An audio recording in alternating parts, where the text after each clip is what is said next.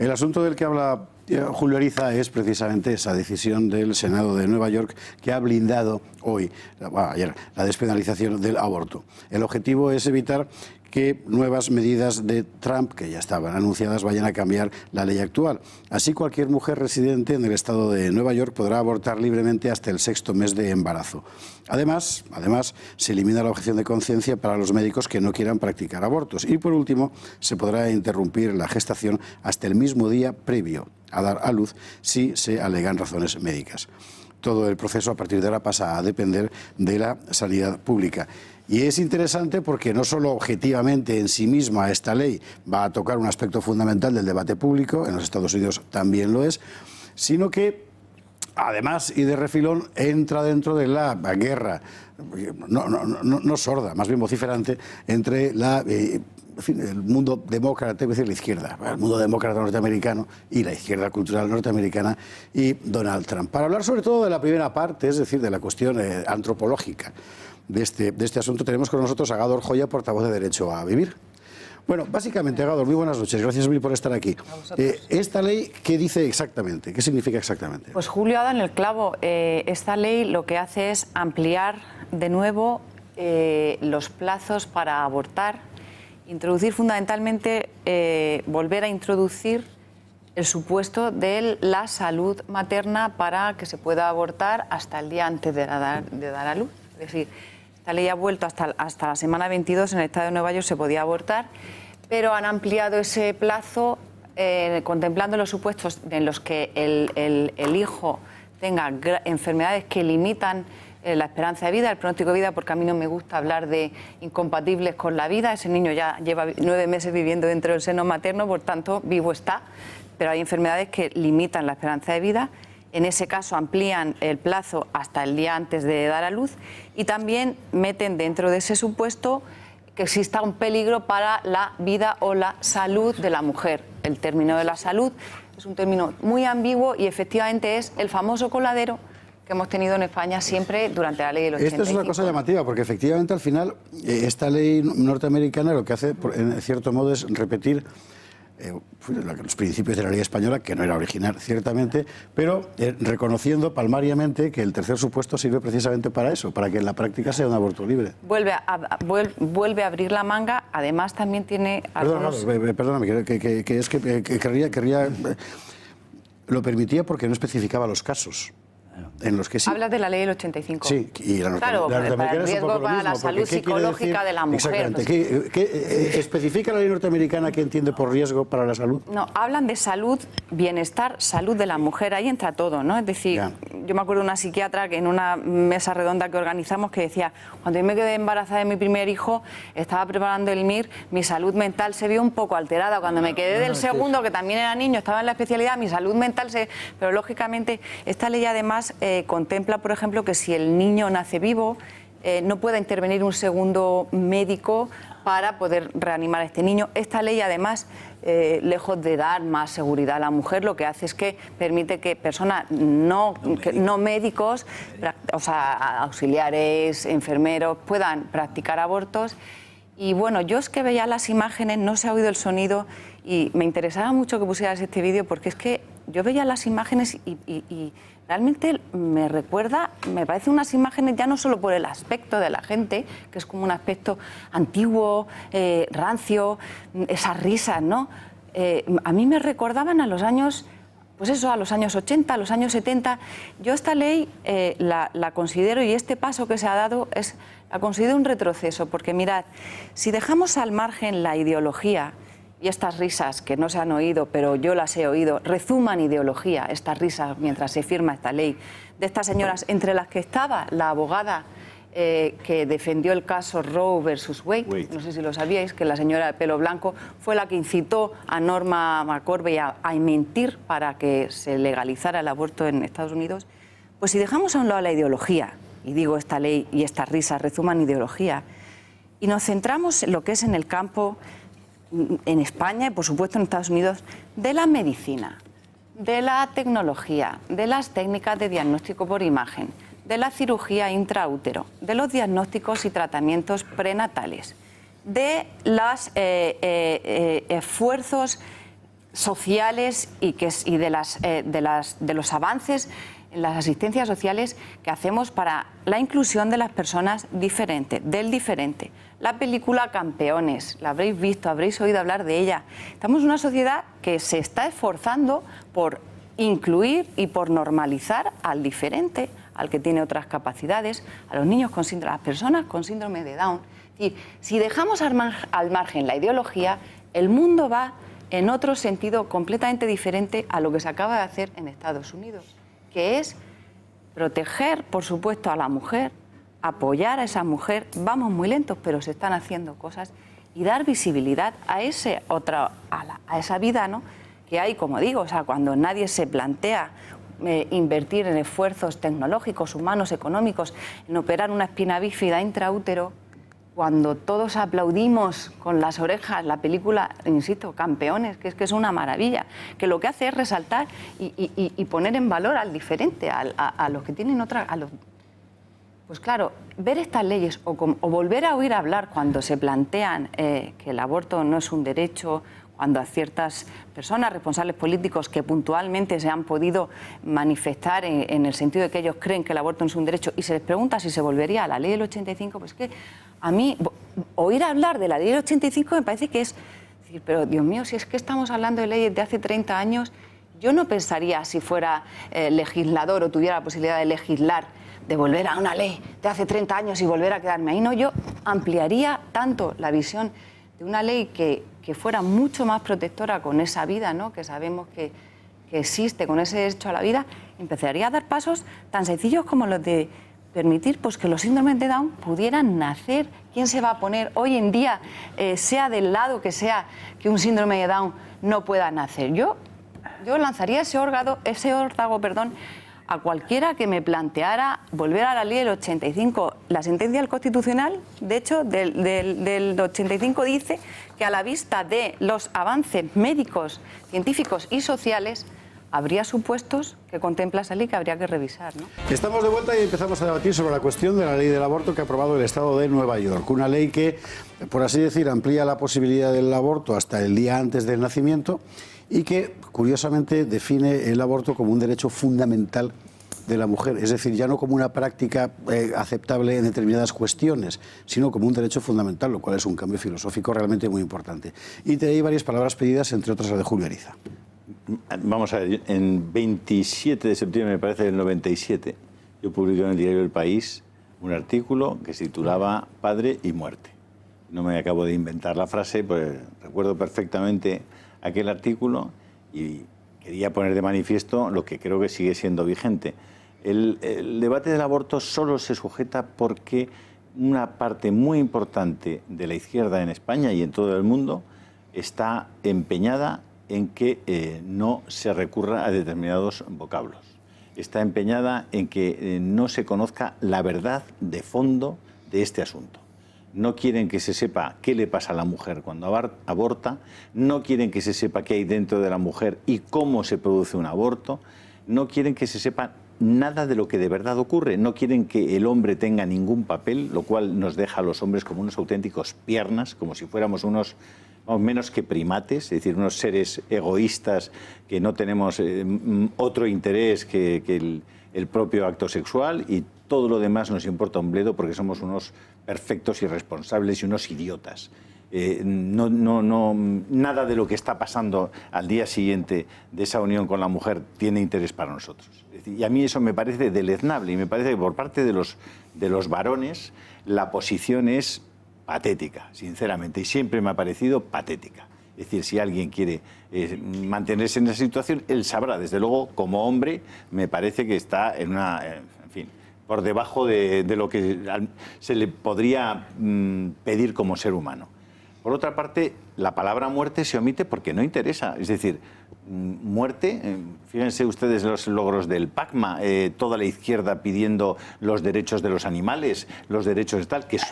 Oiga, que todos queremos mucho a los animales, pero claro, es que el ser humano, ¿qué quiere usted que le diga? En el orden de la creación está por encima del animal, y parece que como seres humanos, seres de esa especie, deberíamos proteger el nacimiento, puesto que nosotros mismos hemos podido nacer. Bueno, eso no se hace.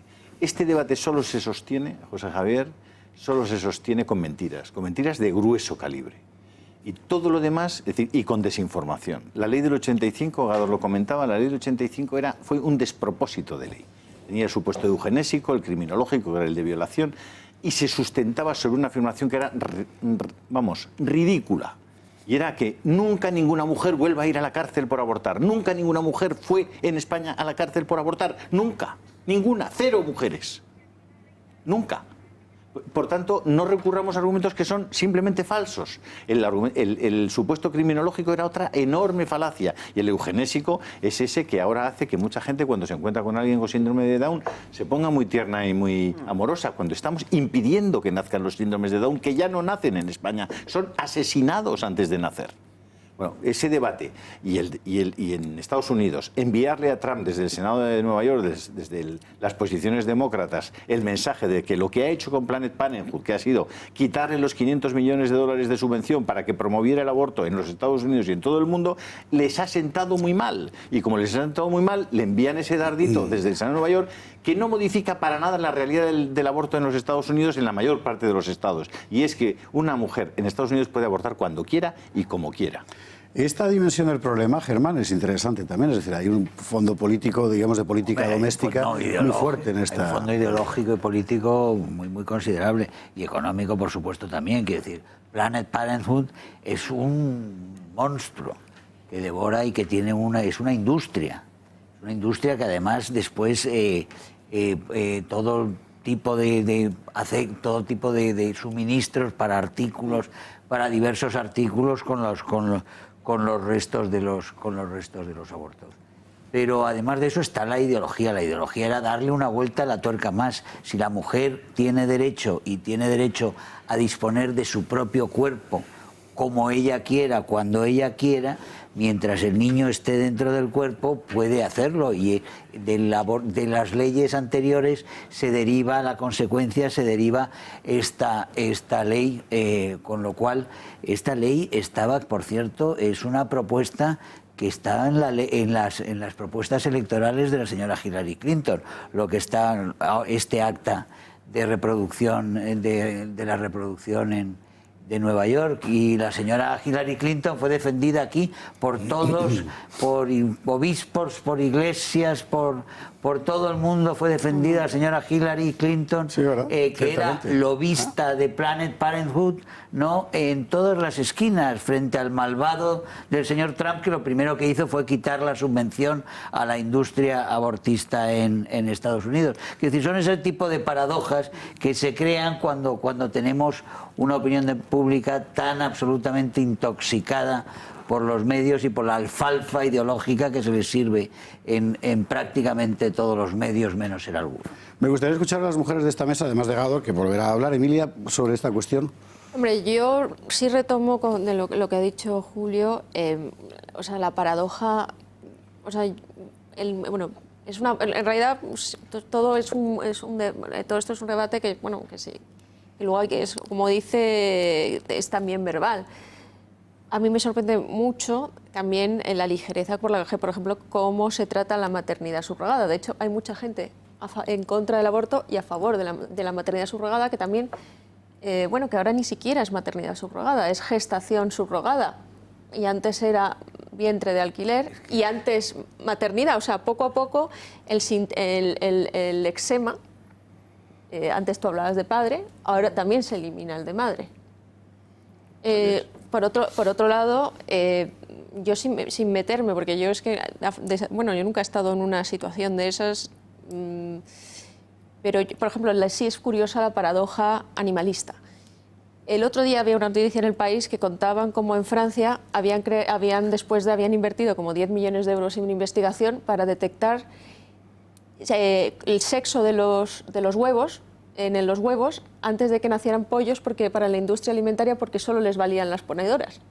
O sea, habían hecho un esfuerzo brutal para evitar el sufrimiento animal. Ayer había otra noticia en idéntico sentido, hablando de lo que, que se llamaba Los toros desde California. Y era como un análisis neurocientífico de lo que sienten los toros mientras los torean, los corderos mientras los sacrificas, etcétera. Yo lo que me pregunto es por qué no se ha hecho, si hay ese componente ideológico del que vosotros habláis, que no se investigue neurológicamente a esos fetos mientras están en el yo es la pregunta. No, sí que hay muchas, sí, claro, muchas investigaciones. La vida es vida en toda la dimensión, efectivamente. Y que nos explique, por ejemplo, perdóname José Javier, cómo se realiza un aborto tardío, que tiene dos fórmulas fundamentales. La introducción de una solución salina en el útero de la madre que materialmente quema a la criatura, que sale quemada la criatura, la matan dentro con una solución salina, y la otra que es el troceamiento, es triturar al bebé, estando vivo, lo trituran dentro de la madre para poder extraerlo a trozos y que se produzca ese parto. Y la arbitrariedad de la causa, que es lo que hablábamos, la absoluta arbitrariedad. Perdón, Idoia, termina. Yo creo que aquí lo peor de todo es intentar normalizar algo que en realidad es una tragedia. Entonces, con estas políticas, estas regulaciones en las que se permite estos abortos tan tardíos, que creo que ahí todos conocemos, o hemos oído hablar de algún caso de bebés con 6 meses han sobrevivido. Entonces, a mí me parece una auténtica barbaridad. Yo creo que lo que hay que hacer es fomentar todo lo contrario. Hay que fomentar la natalidad, hay que fomentar la maternidad, hay que dar ayudas a los padres que quieren tener más hijos, a las familias que quieren tener más hijos, y sobre todo porque además es que ya, aunque simplemente sea por un tema de análisis de natalidad y de pirámide poblacional, quiero decir, necesitamos que la gente tenga más hijos, no que sea al contrario, ¿no? Pero en cambio luego hay otros colectivos que chocan frontalmente con nuestra cultura, como por ejemplo el islámico, que tienen muchísimos hijos y además les subvencionamos, ¿no? María, decir que es una tragedia es una trampa también lingüística, porque es una tragedia voluntaria. Una tragedia puede ser un accidente. Vas por la carretera, alguien se te echa encima y te mata. Eso es una tragedia, sin duda. Pero es que el aborto es voluntario. Es una tragedia que tú buscas que ocurra. Otra cosa es que haya situaciones efectivamente dramáticas alrededor de esa mujer para tomar esa decisión. Pero el aborto no es una tragedia estrictamente. El aborto es un asesinato. Es la muerte voluntaria, producir la muerte voluntariamente de alguien que está vivo. Por eso, siendo que la tragedia en el conjunto se puede valorar, utilizar la palabra, yo creo que hay que acotar mucho eso. Beatriz Joya.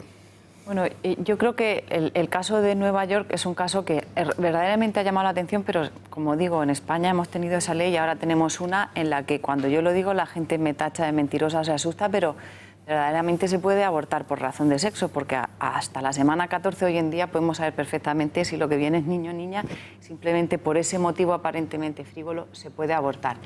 Pero insisto, yo quiero mirar, no sé si por deformación profesional como médico que soy, el mundo avanza en otro sentido, es decir, si dejamos, repito, atrás la ideología, el mundo está avanzando en otro sentido, ¿no? En Estados Unidos, desde 2011, ha habido 1.200 iniciativas en los distintos estados a favor de proteger más esa vida, a favor de dar más visibilidad, de proteger anestesia fetal antes del aborto, que se deje que se cumpla con la ley que en España tenemos de autonomía del paciente y que se permita que la mujer simplemente pueda escuchar el latido del corazón de su hijo, que no le bajen el ecógrafo, simplemente que no manipulen las pruebas. Cosas como estas yo creo que incluso sin modificaciones legislativas se podrían llevar a cabo. Pero yo quiero ser optimista y creo que estamos en un momento muy favorable porque nos asiste la razón y la ciencia en todos los sentidos.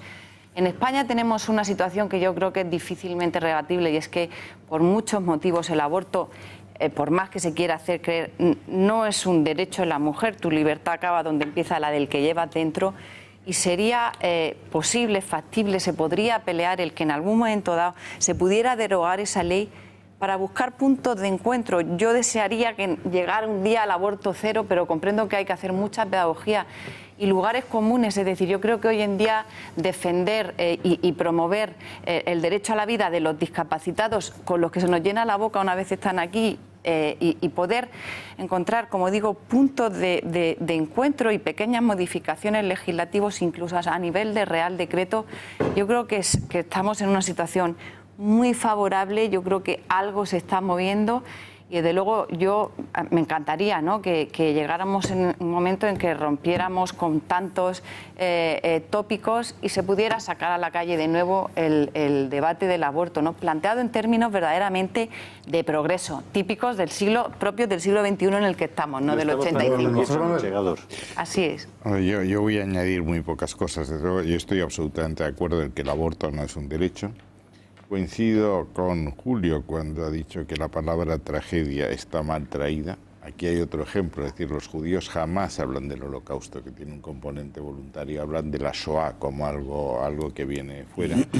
Eso en términos prácticos quiere decir que hay que ayudar a la madre que se encuentra en un dilema como en el que estamos. Segundo, hay una contradicción muy importante en los defensores del aborto como consecuencia o secuela o corolario del derecho de la mujer a disponer de su propio cuerpo, porque estos son también contrarios, por ejemplo, a la gestación subrogada, que podría ser una derivación de decir, oye, si tiene el derecho a disponer de su propio cuerpo, también tiene el derecho a ser madre gestante cuando no sea madre biológica. El tercer supuesto, efectivamente, lo que necesita, como cualquier concepto jurídico indeterminado, es una regulación, una precisión de qué estamos hablando para que no se haga lo que no queremos. Y luego una precisión, es decir, no es verdad que esto en Estados Unidos sea que la divisoria sea ser republicano o ser demócrata. La mayoría de los católicos norteamericanos son demócratas y son muy contrarios al aborto. Y en el campo republicano hay mucha gente que es pro aborto. Pero Nueva York es otra cosa. Y sería discutible decir que Trump es un republicano típico, porque quiero recordar que contra Trump Nueva York es una secta. Nueva York es un... Pero es que Nueva York es una secta sacarlo de la ideología es muy importante, no llevarlo al campo de la separación o elemento diferenciador entre ideologías políticas. Pero fue así, en la campaña fue así. Trump fue como fue. Y Hillary fue como fue. Dos candidatos atípicos. Bueno, serían atípicos, pero Hillary llevaba en su programa esto. Sí. Y lo de Nueva York para todo Estados Unidos. Reconocerás que hay y muchos reconocerás que la esto. campaña contra Trump y en favor de Hillary, aquí en todos los medios, también en los más católicos, fue absolutamente tremenda. La campaña general de todo el mundo contra Trump fue una cosa interesantísima. Gador Joya, muchísimas gracias a vosotros por traer estos temas. Para hablar de esa ley del aborto en el estado de Nueva York.